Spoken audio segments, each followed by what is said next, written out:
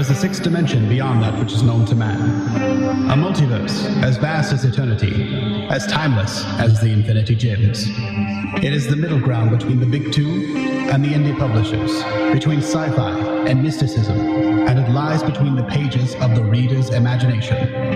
At the summit of entertainment, the dimension of comics, where a humble service is held. We call this service the Gospel of Comics. Well, hello everyone, and welcome back to the Gospel of Comics. I'm your host, The Church of Failure, and with me, as always, are my trusty co-host, Ayrton McCartney. Hi, how's it doing today? Fucking fantastic. Right? Too good. Not sure I'm okay with that, but we'll see how it goes. Oh, sorry, I'll tone it down. Okay, thank Draw. you. Thank you. Horrible. Thank you. We're also joined in the digital studio by special guest, Mr.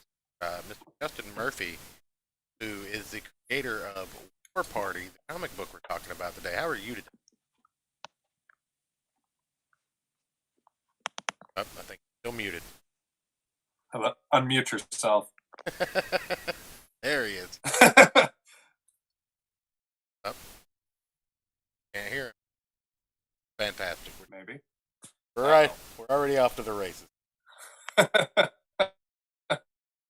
ahead and check audio issues. Bingo. And Rune Knight's muted too. Yep. That's right. Well, how's your week been, Church? It's been a week. It's one of those things where 7 days happened, and now we're back here. Right. Pull Professor back into the. Okay. Yeah. I'll see what I can do. Right back as soon.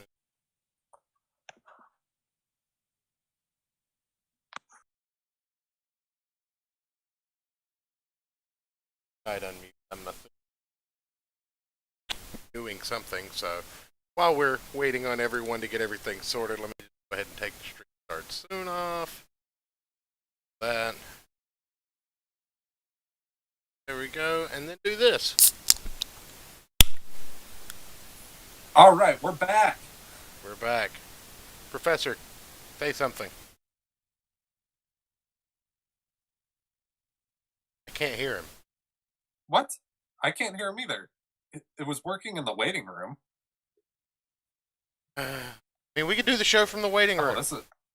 Do the show from the waiting room. All right, let's just go in there. Let's do that. Okay. All right. See? Check. Yeah. We can hear you in here. Can you hear me? Yeah, it's Discord. Discord hello, is cancer. hello. Yeah, we can hear you. Hello. Can you hear us? He can't hear me now, I think. Yeah, I can hear you. Oh, okay. Thank God. Good Lord. Okay, I'm gonna hold a note. Is it dropping out? Is it still there? Okay. All right. So, we just Discord overlay then. Have to guess who's talking later. I'll get that fixed while we talk about it. But yes, sir. How are you doing today? Special guest. I'm Mr. doing Justin great. Murphy. Happy to be back in church. There you go. I don't know why anybody would be, but we are taking bets in the back of the steeple. So anything you want to gamble on, just let me know. Okay. So I was looking through hookers and blackjack. That's right. I was looking through your Indiegogo page, and you are not just versed in comic books, but I see that you have done some animated features as well. Yeah, I'm working on one for 7 years. It's called Dogtown. Okay. It stars C. Dash, George Foreman, and Jason Begay from Chicago PD. So Okay. yeah, it's been a long project in the works. Is it the actual George Foreman, or just someone named George Foreman? It is the actual. No, it's not one of his many sons. It is George. It is George Foreman, former heavyweight champion of the world. Is that George Foreman? Yeah, he plays a pit bull, a retired pit bull fighter dog in the movie. Wait, it was tailor made for him. How did you get this? I need to know. This is fascinating as hell. How did I get him? Yeah. Yeah. There's it's not hard actually. There's something called IMDb, and you'd be surprised how easy it is if you join IMDb. How easy it is to get a hold of George through IMDb. I found Stacey Dash through Instagram, and I found Jason also through IMDb. And the thing is, if you have a project that actors are interested in, they will, they'll sign on for it. They'll respond. Huh. So yeah, it really wasn't that hard. Yeah, it's pretty exciting. And animation, you only need them for an afternoon, and they're done. Right. They do all their lines, and they're True. finished. So it's an Yeah, easy that's a good paycheck for them. Okay. So let me ask you this: if I'm gonna have to try that for Jimmy Page with my show. when this actually, gets, what's the word I'm looking for? Gets off the ground. How would you work in an updog joke? Well, the script's already been written. Damn it! It's PG-13. I'm not quite going R-rated with it, so yeah, it's probably going to be PG-13 if it gets a rating. And there's quite a good deal of blood in it. I don't know if you've ever seen the movie Watership Down. I have. About the rabbits, fighting, for survival. It's kind of in that type of genre, survival type story, hand-drawn animation, not CG. Oh, classic. I have animators all over the world working on it, but I raise the money for it as I go along. Back in the 1940s. Well, it's we all work digitally, just like I do War Party on a Cintiq, but it's still hand drawn. Oh, so even though you're drawing by hand, you're not using paper or cameras or anything. You're doing everything digitally. It's honestly, it's a stylistic choice, and truthfully, you can do hand drawn animation, quality hand drawn animation, on a limited budget, and it still looks great.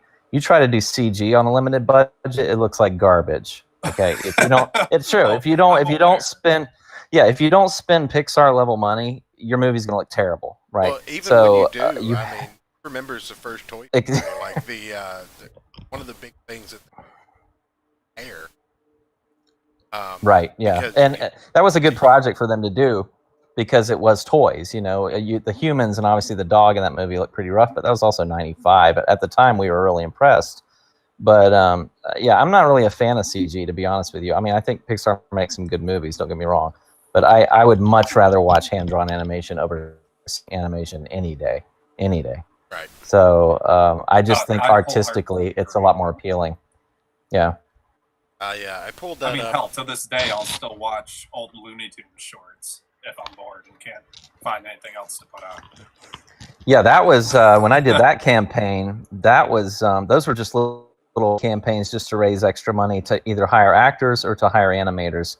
The movie itself is point in the six figures in terms of investment, and it's got several six figures to go before it's done. So the budget, you're still talking, big money. Right. I need to get in this racket. Joke. Well, yeah, it's a totally different world than comics. The thing I love about comics, though, is, I mean, when you've been doing this for 7 years, hand-drawn animation, comics is like a vacation. I mean, I could 2 pages done or a page done in a couple days, and what I say on that page in terms of the scene would take months to animate, months. So there's just no comparison in the amount of mileage you can get. You can ship that out with your morning Wheaties. Yeah, and also it keeps your artistic skills sharp, because when you've been drawing the same style in terms of like hand-drawn animation for years, you can stagnate, you can get locked in a style, and I have to break away and go, you know what, I need to do an oil painting, or I need to do a digital painting, or I need to do some like comic style drawing with red shading, because I've been drawing these freaking dogs for 7 years, the same dog over and over and over for, thousands of drawings, and you get to the point where you're like, I got to do something else, or I'm not, I'm locking myself into sort of an artistic rut, so to speak. Well, so it's just for your own sanity. For everybody looking at the screen at the moment, or watching this, there is a drastic change between War Party and Dogtown. So in War Party, have a group of beastlings. The best way that I can really describe them: shape-shifting, ancient tribal animal people, and they look absolutely amazing. So, primary artist Thanks. on this. I'm the primary everything but the colorist. Okay. So I everything in the book, Huh. the writer, the penciler, Loser. the inker. He doesn't color it. He only does everything else. No, I don't color. I would if I could. I would. I can. It's just the problem is I don't have time. Right? Well, I'll tell so you. I have to delegate. My wife is working on a drawing for our son, and on high quality stock for a birthday gift. And she'd gotten to the coloring portion of it, and she said, I drew this in like 2 days, and I've been coloring a week and a half. And I'm like, the colorists are very unsung heroes, especially if you're not They are. familiar with. Everybody thinks, oh, Well, yeah, also it's the pull your crayons out and you just put color to it. No, that's not how it works at all. no. That's not how No, you do it. and well, it's the flatting. The flatting is what takes so long, and a lot of colorists, mine included, they sub out their flatting. Right. So they take a portion of what you pay them. They pay a flatter to get all the flat colors down, and then the actual coloring takes place after the flatting when they go in and add the shadows and highlights and Right. gradients and everything. So the flatting is the tedious, time-consuming part that really isn't very fun.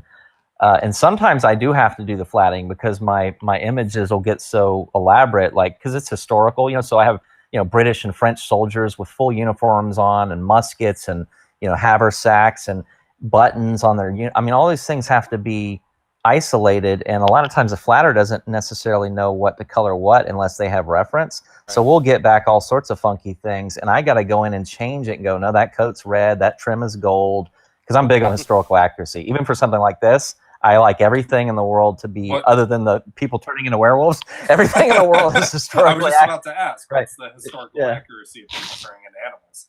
Exactly. But when I mean accuracy, I mean the environment they're in. I want it to feel like exactly how it would be in the French and Indian War, the way things would look, even the tactics and things that were going on during the year would all coincide or correspond. But then I throw this little fantasy element in there, to make it a little more fun. Okay. I'll have to say, but just doing a quick perusing of your campaign, because Church sent it to me like just a couple hours ago. The first thing I noticed is your characters fighting and killing the British and the French, and that piqued my interest just from that sentence. Yeah, we'll see what. Not to give too much away, but these guys are all three of them are colonials brothers, and the Jaguar and the Gator. One's a former French soldier. One is a former British soldier. They were both slated to be executed for different reasons. So what happens is once the British and the French catch wind of this thing, basically realize that these abominations or whatever exist, they call a temporary truce, these two armies, and they team up basically to wipe them out. So they find themselves in between both sides, even though some of them used to serve the French, some of them used to serve the British. But what sets it all off is the werewolf character, his daughter is taken. She's like 8 years old. Their whole family is slaughtered while they're gone, and they come back and his daughter's been taken, and she's going to be sold up in Canada to the French. And so he's trying to rescue his young daughter. That's his motivation, is to save his daughter. So there's a human element there, underneath all the werewolf stuff. But that's sort of the gist of how they end up in between those two allegiances, so to speak. Well, Okay. on that note, let's kind of start going through the campaign here. I have questions as we get the campaign, and have our regular. Feel free to interject and make us shut up and rambling. There's no real structure here. I like talking about comics.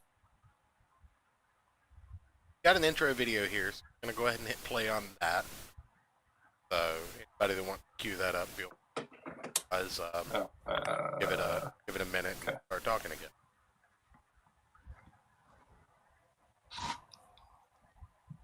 Maybe it might work. Yeah, fuck, it's not working. Everything changed when war reached the Americas.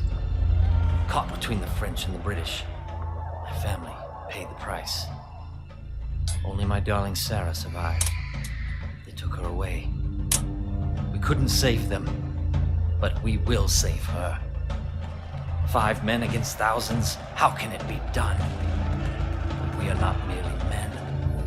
War has brought out the beast in us all. And we will have our vengeance. For we are The War Party.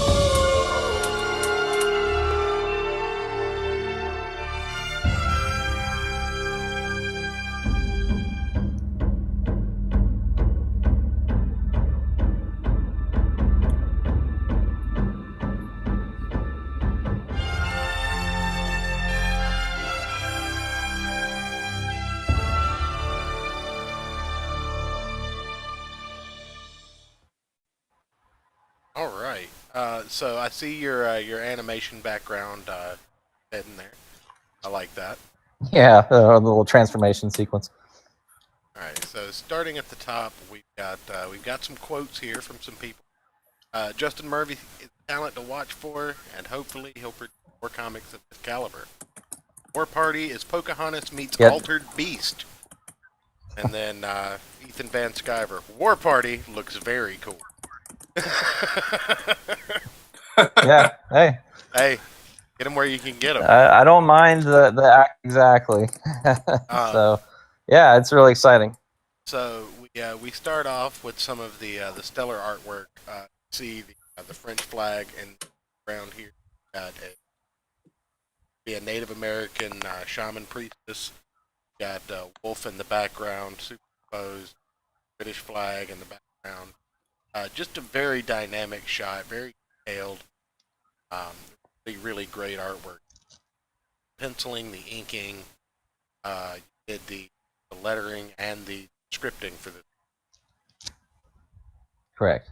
Okay. Yeah, my influences go back to the late '80s, and even the '70s. I used to read books like Savage Sword of Conan.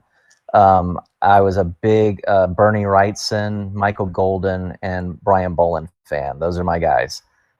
So my style draws a lot from that style that was popular. Really in the late 1980s, even more so than the 90s.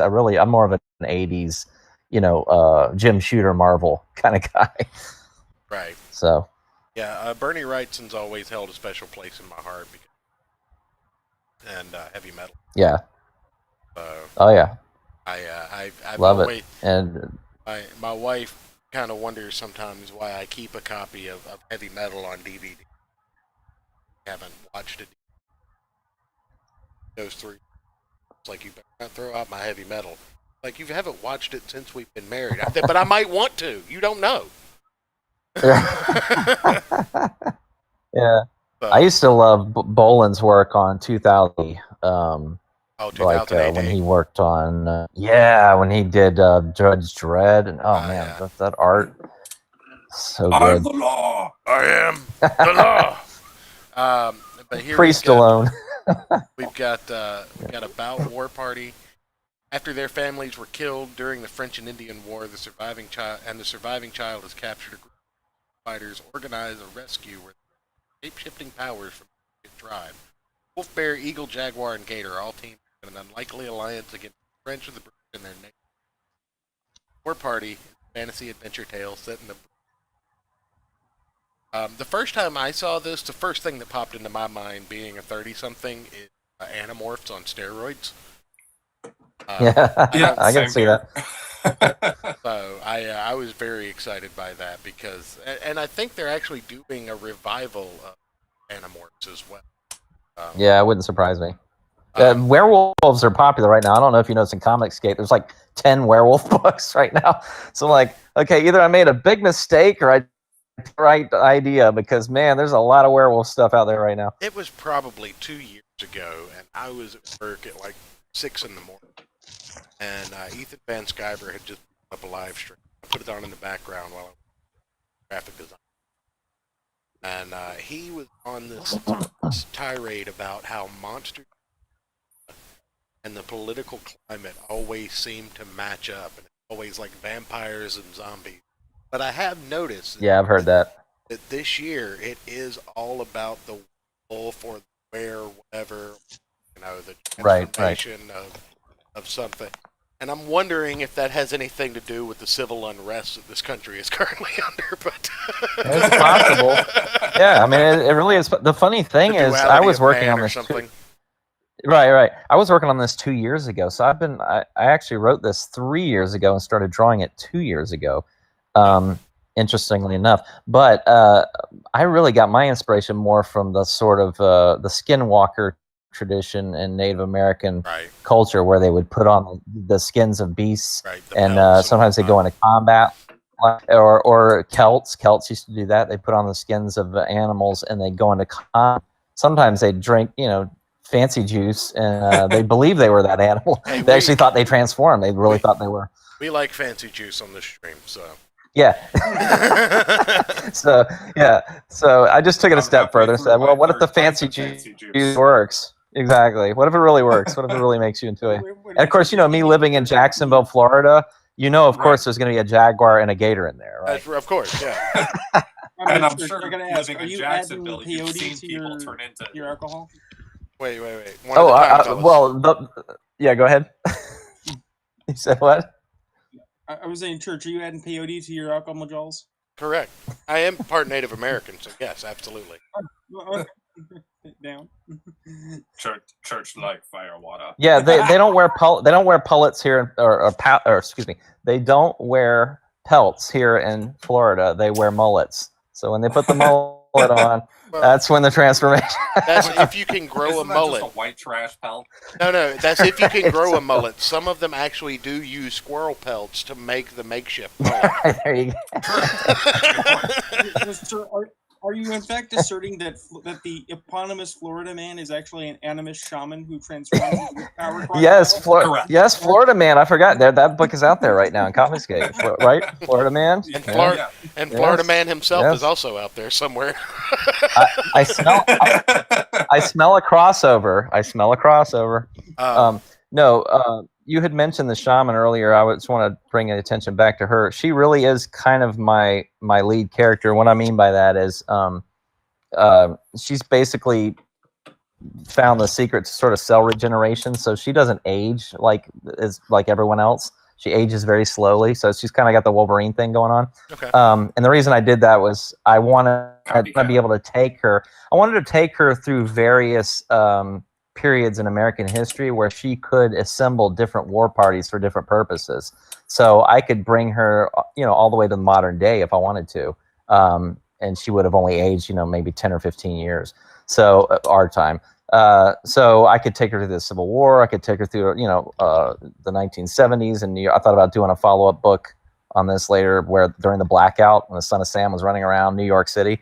I thought that'd be really interesting. So she's going to be a fun character to build this story around, because if this book does well, then I definitely would like to do some follow-up stories with her in different time periods. Well, the interesting. Sorry. Go ahead.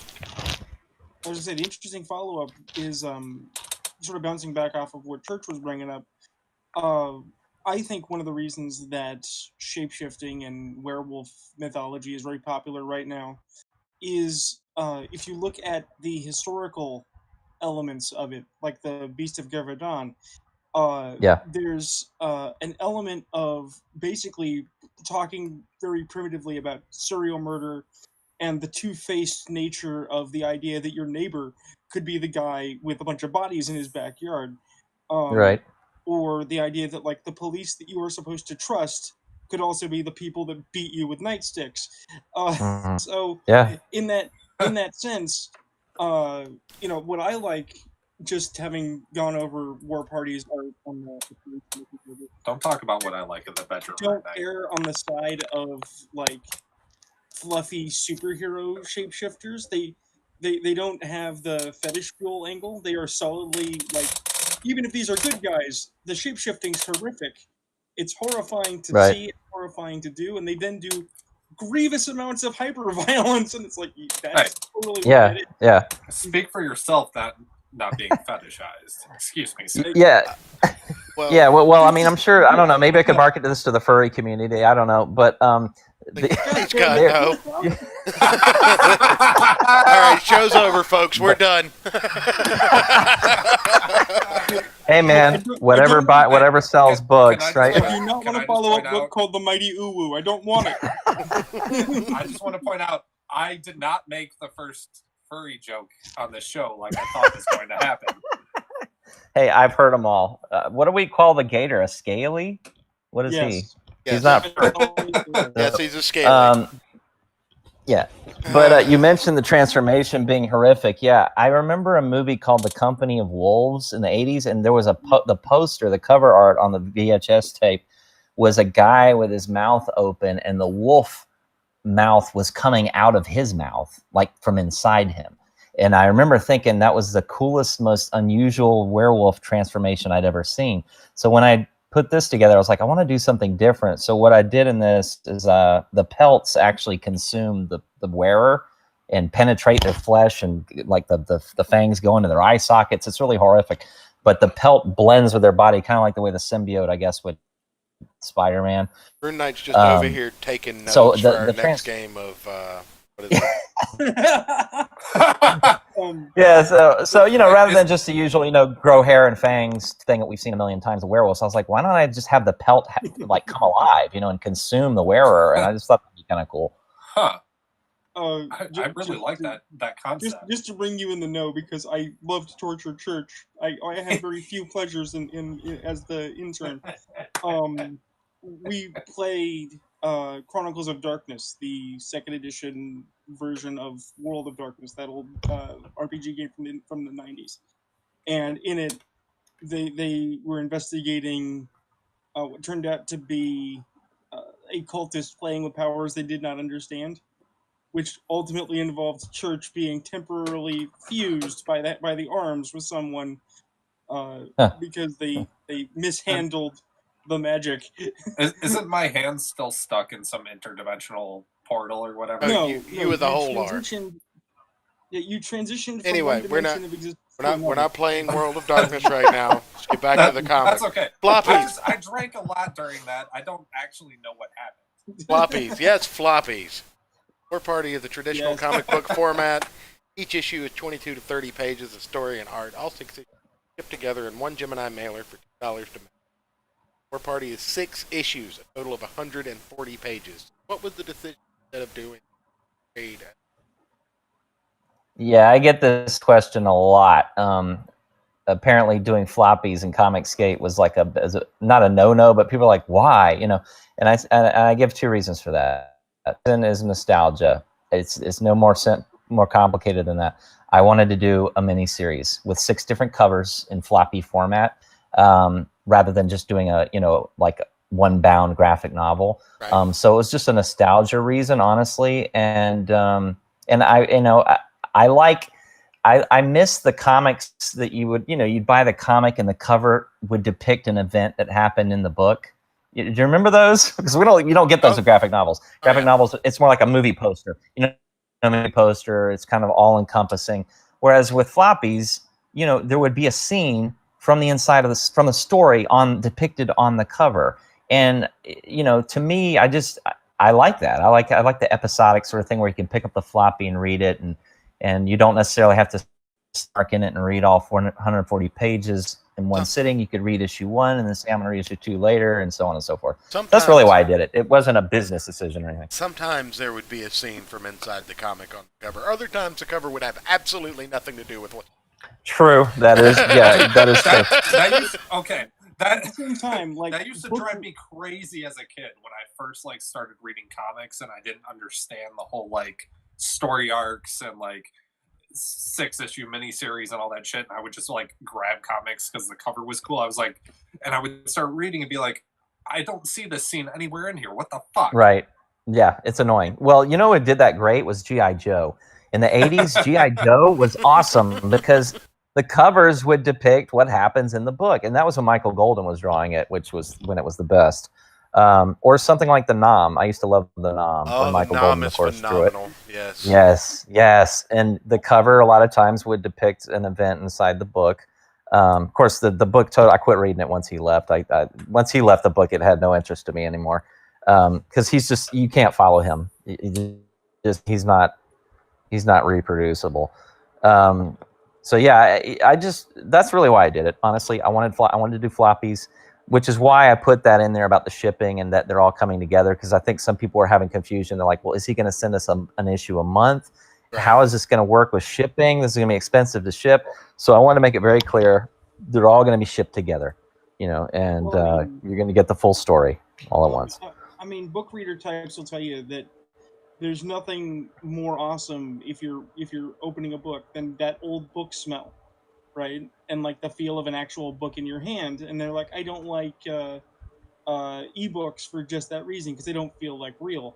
Right. I can totally concur that as much as I might enjoy owning a graphic novel as a collectible, it doesn't feel like a comic. It doesn't have that condensed, episodic nature where you just open a book and, oh man, I'm going to finish this in like 15 minutes and so much stuff is going to happen. Well, and also as an artist and a writer, because I did a 200-page graphic novel called Claiborne. It was a Civil War story. It was published in 2008. You can get it on Amazon. 200 pages now. But here's what I noticed when you're working on a floppy versus where you have 22 pages of art versus a long form graphic novel. When you're doing a graphic novel, you feel like you have all this time. So the way you tell the story is you tend to sometimes you slow down a little bit because you're like, oh, well, I got 200 pages. I'm going to take my time with this.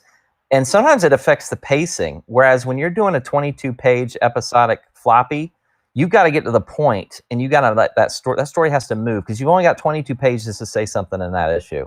Right. So it forces you to keep the pace moving, and it does, whether it's subconscious or not, it does impact how you tell the story. I'm convinced of it. I will say, as a reader, I'm more inclined to keep reading in graphic novel, even if it's a little bit slow in the beginning, because there is so much left into it. But in a floppy, yeah, you're absolutely right, because if you get to the end of issue 1 and nothing's happened, and you get to the end of issue 2 and very little has happened, you might be hard pressed to pick up issue 3. Very well reflected in sales numbers between issue 1 and issue series. Right. And real estate's precious in comics. I mean, when you decide to do a double-page spread, there better be a reason for it, because you're eating up a lot of page space that you could have told a lot of story in 2 pages, and you ate it up with a double pager. So you really have to be smart about where how big the panels are, how many panels per page, how condensed the dialogue is. There's a lot that goes into it, and I just feel like the floppy format kind of keeps you honest in that way, kind of the way a TV episode keeps you honest, where everything has to wrap up in 30 minutes, at least in that book. So I like it. I mean, like I said, I've done the long-form graphic novel thing. I would go back to that, of course, but I wanted to do a mini-series, and I felt like this lent itself to that very well. I think I'll have some more questions on that later on, but now I want to get accolade. Justin Murphy, Art and Story, Professor of Animation and Illustration, Comic Publishing, 1992, 2008. There's a little typo. His 2008, his book, Claiborne, won both the Derrick Award and Graphic Novel of the Forward magazine.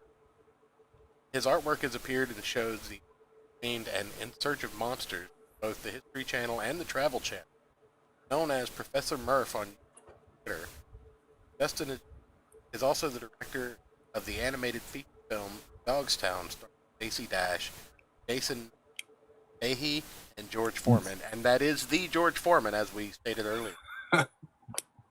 The George Foreman. Jay Brown on colors, is a 25-year veteran. Will you tell him I need a new grill? He sold those several years ago for I think $250 million. He sold the rights, so he doesn't. The name is still on it, but he doesn't collect it anymore. Like he sold it lock, stock, and barrel. So. I'm sure he can still get his hands on one. But a 25-year veteran of the industry, Marvel, Defiant, Moonstone, Big City, and IDW, like G.I. Joe, Warriors of Plasma, and the color work along with the examples you have here. Yeah, he's great. Really,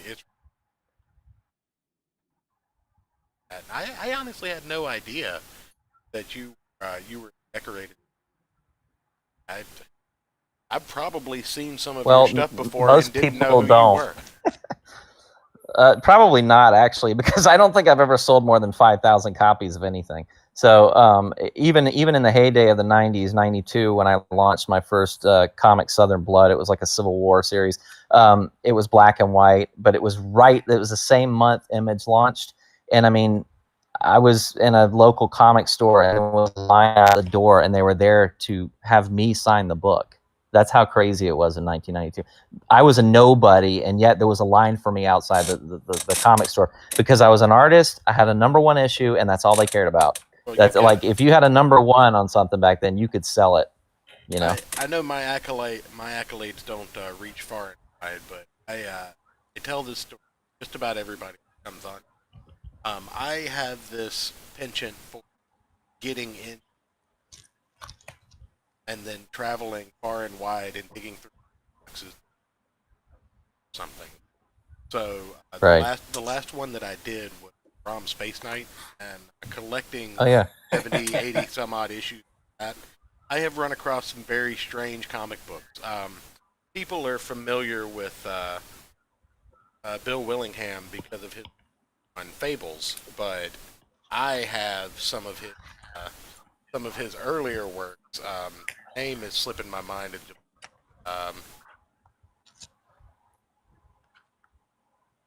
God, it was really bad. Elementals. I collected some of his Elementals books, and when I went to a con probably about 7, 8, I had children, and I was asking him to sign stuff.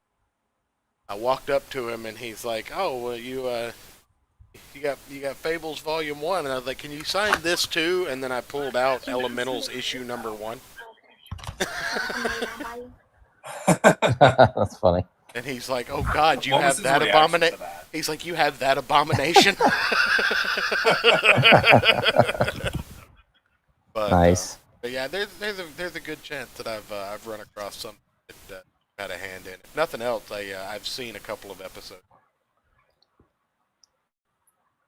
Oh, okay. Yeah, I did some digital work for them, cryptids that I had painted for them. Okay.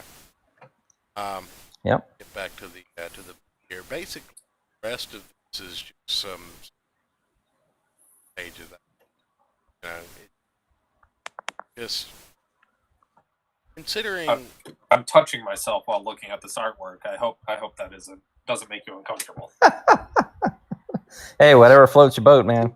See, I was Whatever. gonna talk Whatever about turns Frank. Go ahead, Rick. I was gonna talk about an old comic idea that I had, but now I don't want to because I don't want to imagine Artyom losing his cookies over there. Yeah, So you do. Yeah, you do. Don't No, I really don't. No. So now there's a motion comic that comes as an add-on. That is I've seen a few motion comics. Tell us about yours. Yeah, it's I figured instead of offering a digital copy, because I had considered that, but I'm not a fan of the whole digital comic thing, honestly. To me, if you're going to watch it on your device, it needs to move, it needs to have music, it needs to have dialogue. You know, it needs to feel like you're almost watching a storyboard, like a story reel. I don't want to scroll through, pages on a tablet. So I figured instead of doing that, since I am an animator and I have a background and all of that, it's really not that difficult for me. I've already done the first 2 issues actually for the digital, for the motion comic. And that's an additional perk. It's like a $10 extra add-on. And I just thought it'd be nice to offer, the full series, like a little mini movie, where basically you see one panel at a time usually, or sometimes a couple next to each other in succession. There'll be little limited animation, kind of like what you saw in the trailer, not with the wolf transformation, but, where the camera will pan and you'll kind of get the multiplane effect where some characters are separated from the background, things like that. And it's just another way to experience the story with music and actors' voices and things, sound effects and things like that. So it brings it a little more, makes it a little more cinematic. Now, getting to the perks here, and we actually had this with the last guest that we had on. You've got a very tight knit film. Instead of having like 35 different, get issue 1 only, get issue 1 and 2. You've got 4 perks, and they're stick to the complete 6-issue variant set with Michael Gold covers. You've got the 6-issue autograph set of the original covers. So you got the variant set for $20. Have the autograph set for $25. You got the set and original sketch for $100. Now, do those come autographed? Yes, everything's autographed. In the description of the variant set, you say they're autographed. It just yeah, there's no stamp. Oh. Yeah, no, it's all, they're all autographed. But yeah, the thing is, and nothing against other people's campaigns, I personally don't like campaigns that have tons of perks, and I didn't want to offer T-shirts and keychains and all this. I mean, I know there's people making a lot of money with that stuff, but I just wanted this to be a very streamlined campaign that was strictly about the book.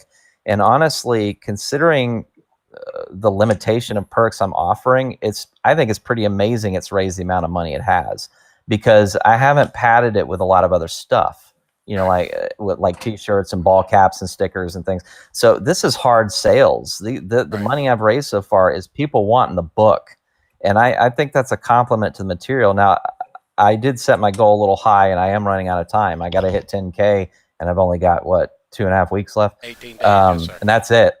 Yeah, and this is my final, this is my second 30 days, by the way. So this is it. This is for all the marbles. So I really need to hit that goal. Yeah. So I'm going on some more streams and all, but you know, it's a project that a lot of people know about. I don't think it's for lack of exposure. Maybe it is, but yeah, it's been tough, honestly, to raise to get to that 10K. It has not been an easy climb, but it's been a steady climb. It's been consistently, you know, every day I get backers every single day. So you know, it's just one of those things where as it gets closer to that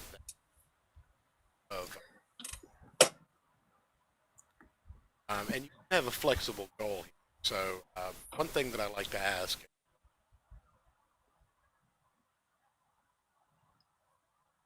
With the flexible, able to produce what you've sold. Yes, I was always intending on producing the book regardless, which is why I made it a flexible goal. But yeah, always know that's a concern with people when they see that. The good news is I'm getting so close to my goal at this point that I think a lot of those concerns are going to go away. I mean, what am I, $2,300 away? I'm not really that far anymore. But yeah, I was hoping to honestly be closer to the goal by this point, because I don't like to go down to the wire like that, because it's very important to go in demand, because if you don't go in demand, you can't keep selling the book, and that's really the issue. It's not that the book can't be done for less than 10. It's just I want to go in demand so that I can keep selling the book as word continues to spread about the project. And obviously you can't do that if you don't hit your goal. Right. Absolutely. And you've got the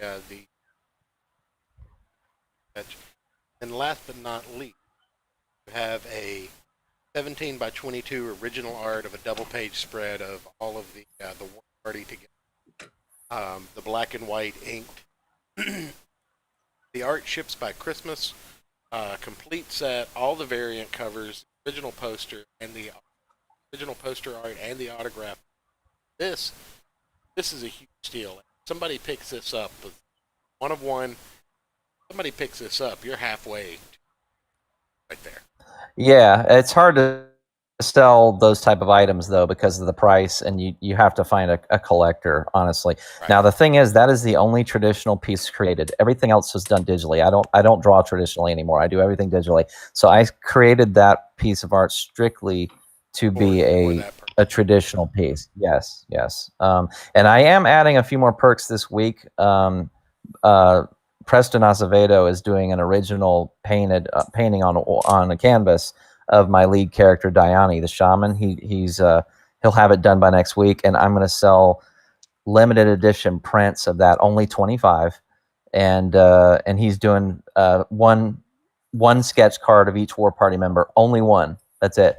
So I'm going to put those in there, and that's it. That's all I'm going to supplement it with is some additional work by him, because I love his stuff, and I really wanted a nice painted rendering of her, since she's going to sort of be my character going forward with this. So that'll be up probably sometime mid to late next week, some point. Okay.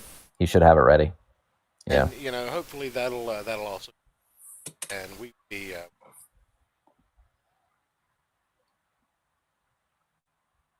make the round campaign. So that's the campaign. I really like the concept. Like I said, 90s kid, it brings out that Earth's type. Putting it in Revolutionary War. I mean, that's something that I don't think I've seen this particular trend before. So that's new and exciting. The book looks fantastic. Thanks. Considering this is the first comic book crowdfunding that I've this is something. I see a lot of first time campaigns, and you're great work for a first time. This is phenomenal work, and obviously you've been in the industry. You're a professor. How did you? Oh shit! You're an actual professor. Yeah, yeah. I've been a professor for 6 years. I teach animation and illustration at the Florida School of the Arts. My my students. Whenever I talk. No, yeah. So that's not just a YouTube title. No, I am legitimately a professor. Why are you on this show?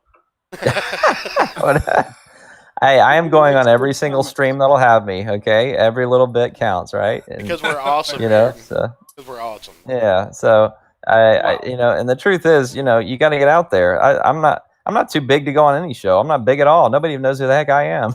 So I'm just honored to be here, that you'd have me as a guest, honestly.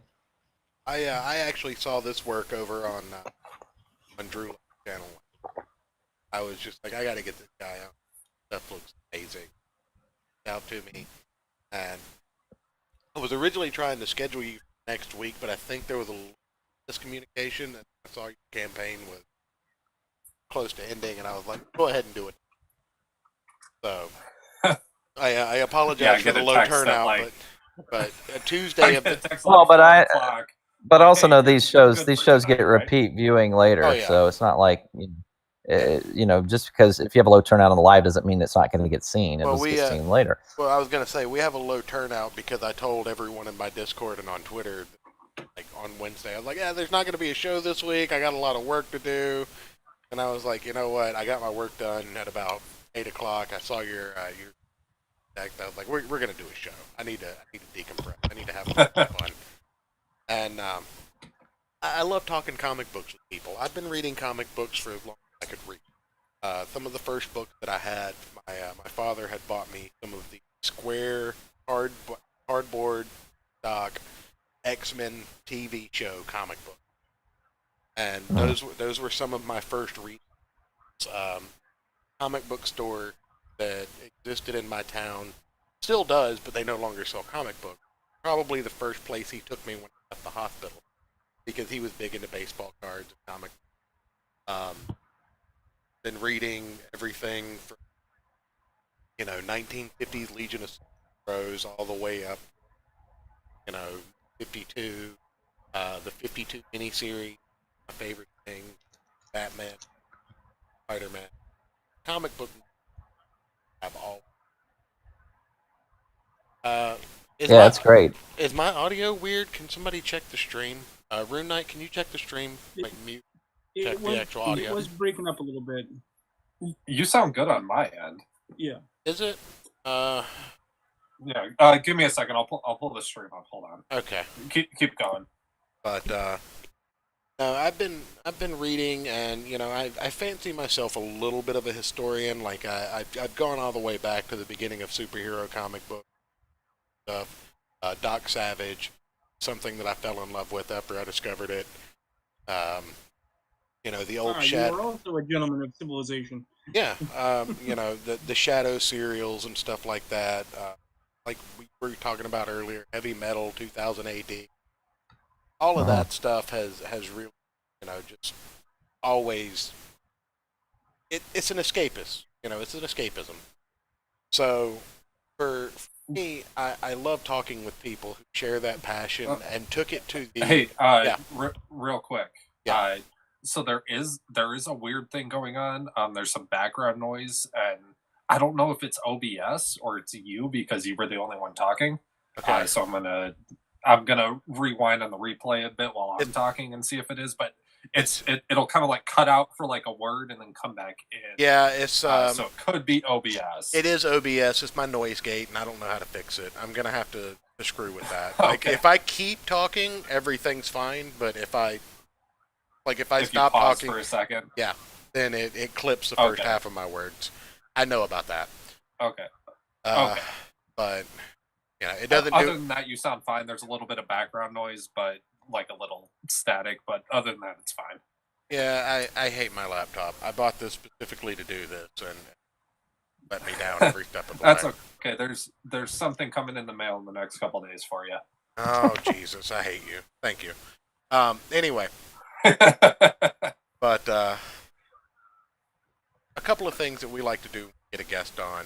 Talked a little bit about your influence, like with the G.I. Joe, the Nom, Bernie Wrightson, all of that stuff. And what really drove you into the medium of comic book?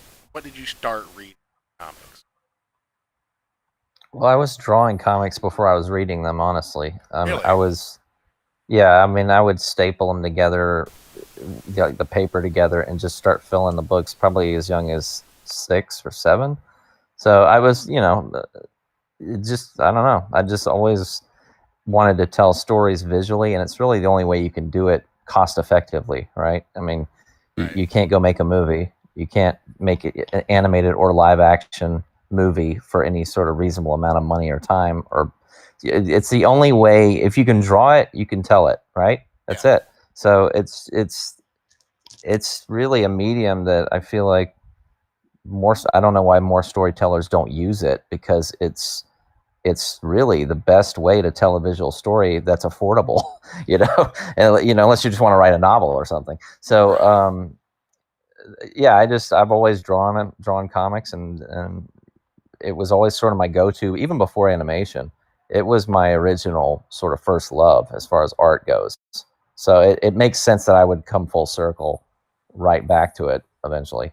Right. And honestly, if it wasn't for Comicsgate, I wouldn't be doing this. If I was trying to do this through the direct market again and dealing with Diamond and how pathetic everything's gotten now with Don't get retail. Church started on Diamond. Yeah. I'm just like, I'm not kidding. 10 years ago was the last time I did a comic book, was 2010. And I said, I'm done with this industry. It's dead. It's dying. I said this in 2010. I said, this industry is dying. I can see the writing on the wall. I'm moving on to other things.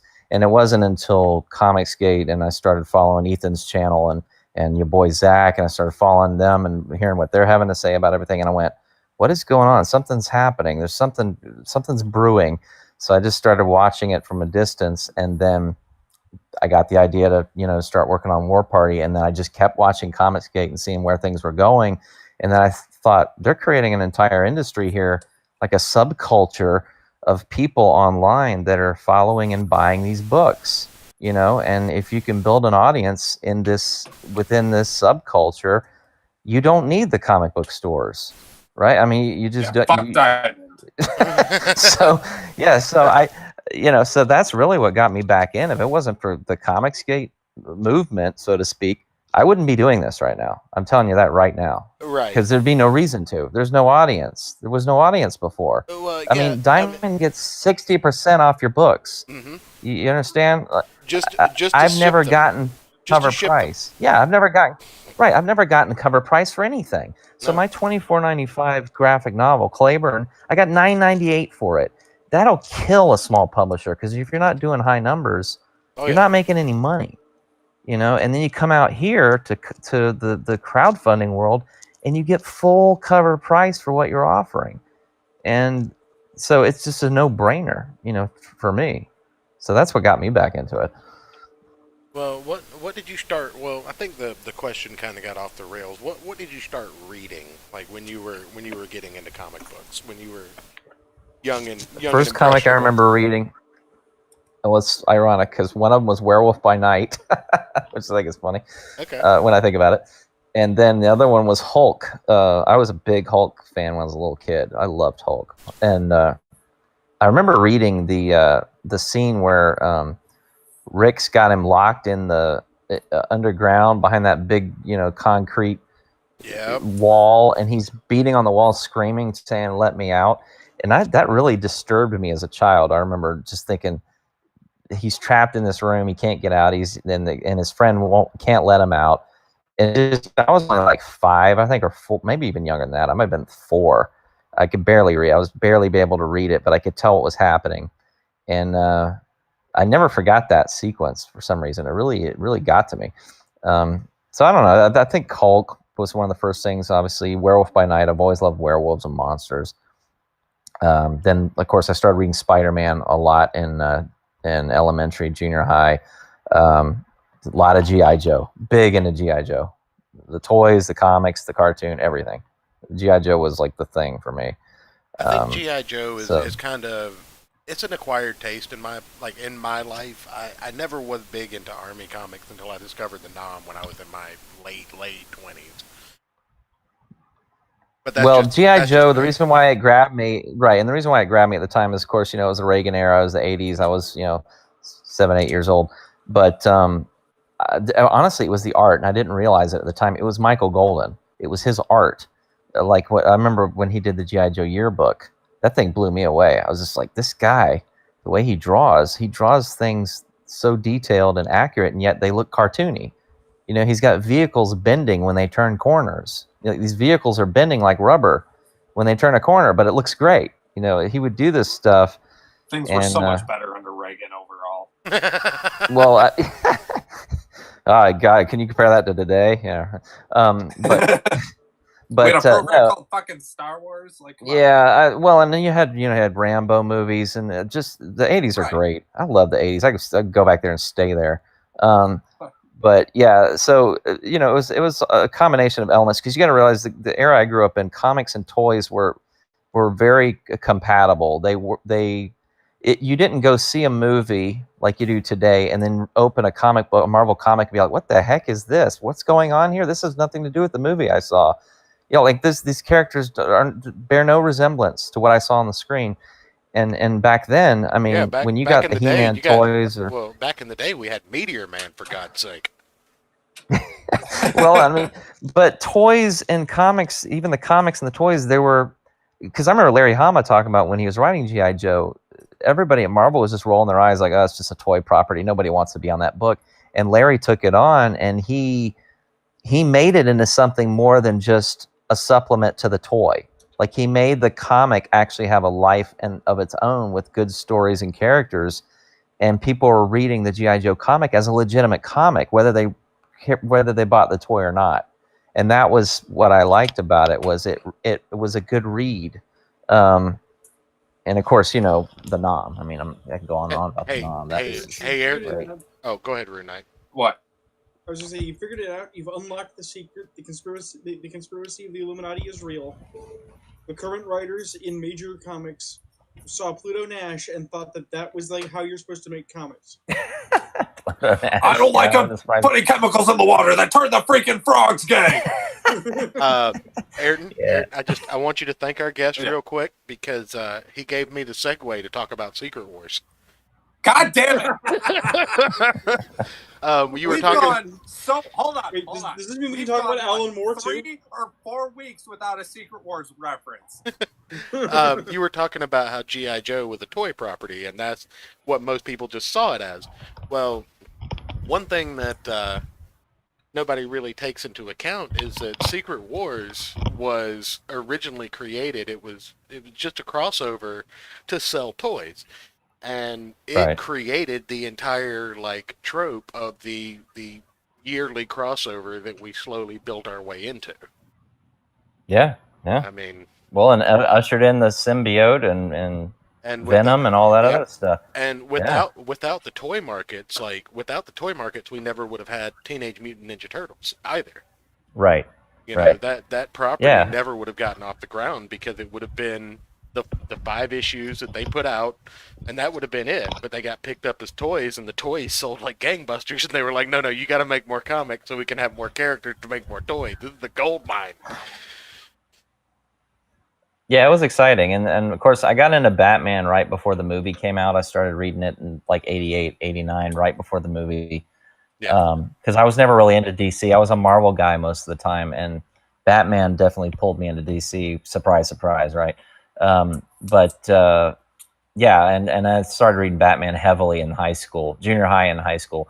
Then when I started actually publishing my own comic, I didn't really have a lot of time to read comics anymore. I was too busy trying to make comics. So honestly, the 90s is when I pretty much fell off and just, after Image launched and everything, I was just kind of doing my own thing and wasn't really reading a lot of comics. So I really am a child of the 80s when it comes to comics. Those are my favorite comics, 1990, 91 and before, No, I definitely feel that. That's my thing. I didn't read DC until I got taken in by one of those book club, buy a book, get a dozen free books. By the way, it's a scam. We're going to charge you a bunch of money. Things. Right. That got me my first copy of Dark Knight Returns.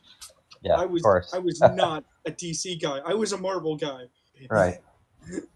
Well, the Batman's such a great character. I mean, you can do so much with him. I mean, like I just bought 3 Jokers. I got all 5 variant covers of that came out because when I saw the art, I said I gotta have this. How did you This feel brings about me the back. story? Well, wait, I don't say anything. I've only read issue 1. Okay. I haven't read 2 or 3 yet. You're gonna I haven't have had to time to read the other 2. You're gonna have to get back to Okay. me on that one Yeah. because I've got Yeah. some thoughts. I've got some thoughts. Yeah.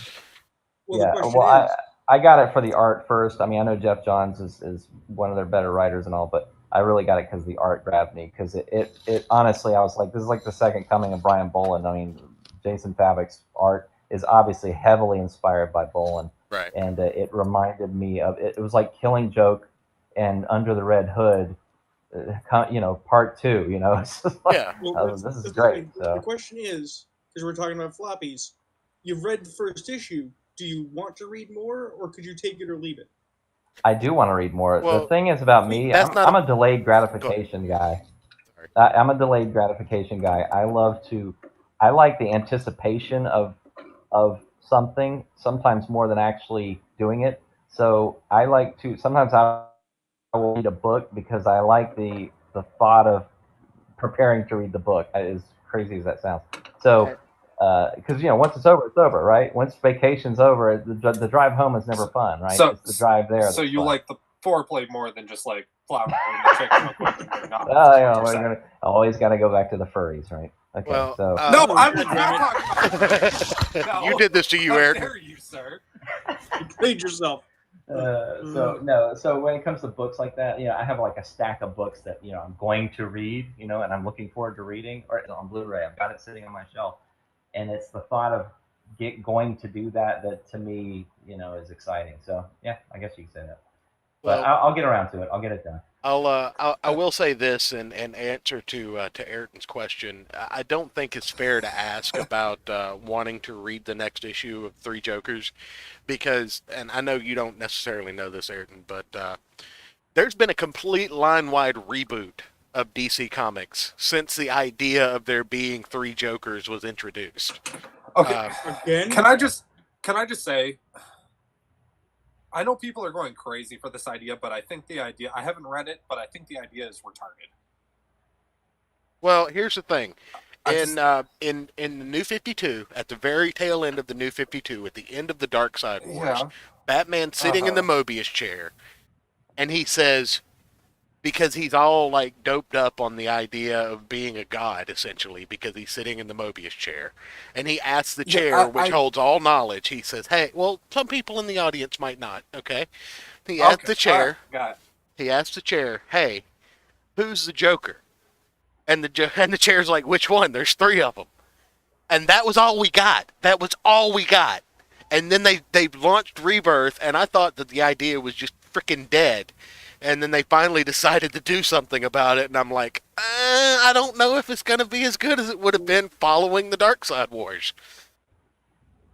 So did we already do reboots as the biggest problem in comics? Because No. this is No, getting hey, to- don't, hey.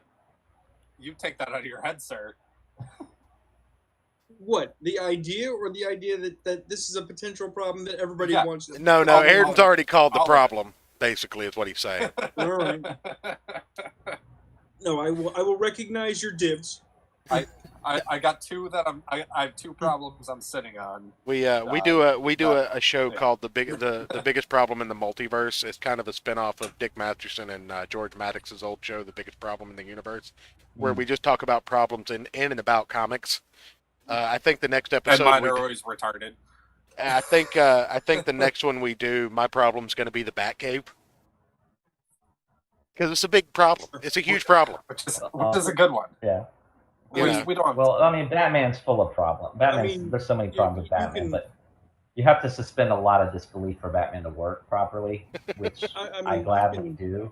You know. I mean, you can say that, Church, but really, you're wrong. It's the Fortress of Solitude that's the problem. Fortress of Solitude is a different problem. You can bring that in, but it's not as big a problem. No. It's not as big a problem as the Batcave, because you can believe Superman can build the Fortress of Solitude.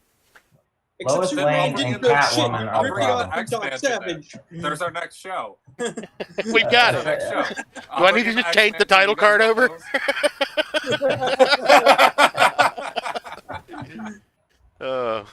Welcome to an impromptu comics blood sports.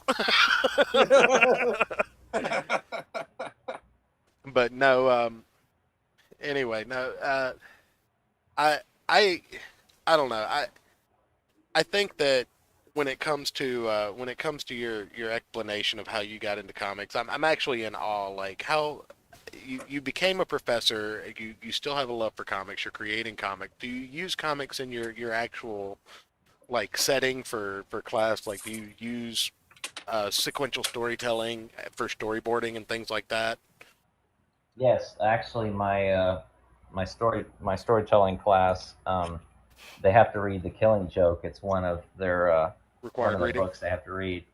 Yeah, and then I give them Alan Moore's script, and they have to pick 2 pages from the script, How 2 dare consecutive you. pages, and draw it themselves. But they can't do what Brian Bolland did, so they have to do it their way using Alan Moore's script. Okay. And I had one girl do something really interesting. She did it.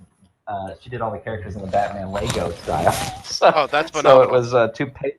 Yeah, it was 2 pages of The Killing Joke, but they were all drawn like the Batman Lego characters. So it's kind of cool the way she did that. But Okay, can I just yeah, go say, as much as I despise Alan Moore for entirely personal reasons, I Did somebody say kind of Alan want to Moore? see. I want to see the Lego version of Neonomicon now. As much as I hate myself for saying this, I think Lego would sue you if you use their proprietary artwork to create a fish penis. I'm sorry. probably. But I hate everybody on the show for making me think about this.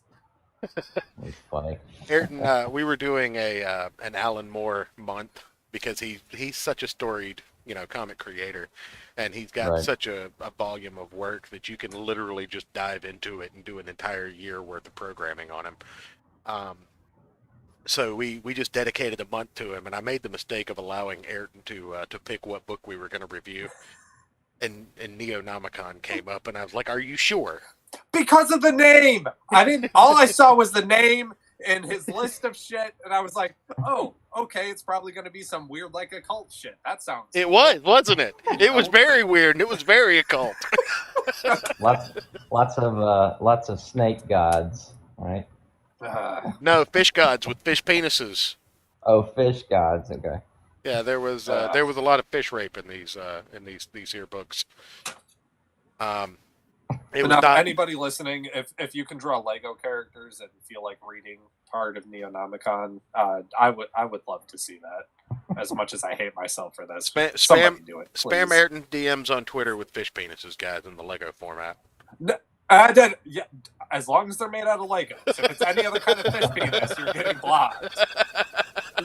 What if it is I said that. What if it is grammatically accurate, like actual fish penis? Like, what if we just send you photos of fish? All right, we gotta. Are you talking to me? Am I in the same I mean, you chat? are the professor. Yeah. That is outside of my area of expertise. I'm Yes, sorry. please don't do a lecture on fish penis. Don't do that to your students. Well, if you decide to take War Party in that direction and appeal to the furries, you've got to get a crocodile so you can have gator penis. And there you go. Yeah, it's interesting you mentioned that because if you notice in my poster there, I kind of keep all the private part areas in shadow, so Yeah. you'll see that a thank lot. God. Yeah, with like hair over it or something. No one wants to see that, right? So I have to be. I don't know. Jay and Silent Bob seem to get really, really obsessively interested in the Thing's penis in that one movie. So. Well, Yeah. I mean, when you think logically, yes, obviously there would be something there, right? But yeah, we just don't. It's like when in cartoons. Well, prime example, Dogtown. When I draw, the dogs running around. You don't. It's even Disney. You just leave the private parts off when you draw the dogs because obviously they're not wearing pants, right? So you see any male dog from behind, you're going to see his balls there, but you're not going to draw that in a cartoon, right? I live in a small town in Arkansas called Toadsuck, Arkansas, and my home state is South Carolina, and there's actually a law on the books in South Carolina. It is illegal to have a pantsless horse. Oh, that's funny. Yeah. Your horse has to be wearing pants at all times, technically, according to South Carolina state law. That is hilarious. I mean- wonder when that was passed. Jeez. Does it count if you just have a horse cock? Well, that doesn't matter. You don't have anything to worry about, Ayrton. But Well, Hey, there's I was going to be asking for a there's, friend. there's going to be all sorts of little surprise here. There's going to be all sorts of interesting shape-shifting animals at the end of this story. It's not just going to be Can you these make me into 5. a horse? It's not going to just be these 5 because the way it works is you can only shapeshift into the animal that is quote unquote your spirit animal. So whatever the animal is that you connect with. So she finds out what it is, and that's what you transform into. So you can't just go, today I'd like to be an elephant, tomorrow I want to be a raccoon, the next day I want to be a wolf. Okay. You can't do that. Well- If you're a wolf, if your spirit animal is a wolf, that is what you can transform into, and Okay. that is it. Well, that leads to my next question, Professor. To be formal, what animal, if you could choose, would you transform into? Oh, if I could choose, I'd choose a gorilla in a heartbeat. good Okay. answer. Why is that? They're one of the most powerful animals on the earth. I think they can lift I don't know how many thousands of pounds. They're incredibly strong. But I've always loved gorillas. Always been fascinated by them. All right. I guess King Kong, whatever. But yeah, I'd pick a gorilla in a heartbeat. What Actually, about the rest of you Eight, jokers? 1,800 pounds, 200 pounds under a ton. yeah, they're insanely strong, Airden, you and they're joke- very docile. That's the thing. They're not violent animals, but man, they're strong. Airden, you joke about horsecock, but if we take this to its comic book abstraction, okay, the ancient Greeks had mythology about man-eating horses. True. So what you have is a flesh-eating nightmare that is humanoid form. Nice. Is that what you would turn into? I want to get everybody's answer on this. No, I'm saying like this is a free character concept that our guest can take away and put in his pocket somewhere. Well, don't worry. When I get to New York, if I do the blackout story, there's got to be a pigeon, and there's got to be a rat. There's got to be a pigeon. There's got to be a rat. You can't be in New York and not have a were-rat and a were-pigeon. Fuck. And I tell you, he'll be the baddest looking pigeon It's you've ever seen. It's So- an underground dwelling were-rat with a little crown and a scepter. And Yeah. a So fucking cape. well, So and I'm it was funny because you mentioned the serial killer connection with the whole beast transformation. That actually is kind of where I was going with the whole Son of Sam New York blackout in '77. I think it was 77. It was 77 or 76. Because New York was incredibly dangerous in the late 70s. I mean, you couldn't even go When the sun went down, everybody left Times Square. The only people in Times Square were criminals. That was it. And when the blackout happened, it lasted for 4 days. And of course, the son of Sam has still not been caught. So you had a serial killer running around the city. The whole city was out of power for 4 days. Crime was out of control. It's a very dark, kind of seedy world. And I thought, man, that you could go into more of a horror direction with that one, you know. So there's lots of possibilities for it with this character, but you know, got to get this one funded first. Yeah. Right. So, appreciate Church, you, what animal would you pick? Bear. Bear. Good choice. Knight. Yeah. No, I am clearly a wolf shifter. Okay. You? See, I feel like the odd man out because I would choose a duck. Nice. Corkscrew penis. Because Yeah. because not only can they fly, they can also swim and walk on land.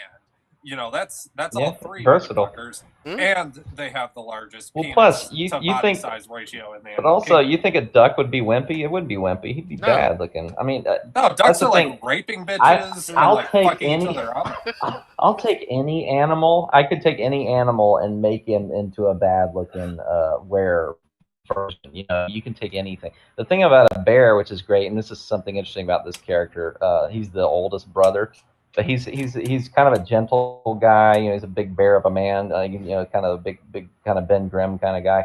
But he's actually very devoutly religious as well, and he's against this at first. He will not put on the pelt because he thinks that it's, you know, occultic and evil and of the devil. So a bear. Yeah, so he a won't bear, do it. A bear stir, as one might say. Well, but the irony of it is the bear is the most powerful one. So, because I mean, if you've a grizzly bear is one of the most powerful land animals. A grizzly bear and I think a tiger, other than an elephant, obviously. But like a in terms grizzly of bear, predator, yes. Black grizzly, bears are yeah. fucking pussies. I'd fight a grizzlies. grizzly bear Well, right now. this is a grizzly. So the point is, they need him because he's the strongest of the group and he can do the most damage. But he refuses to wear it for the longest time. He won't, and they have to convince him that it's the right thing to do to save his niece, which the little girl will be his niece. He's her uncle.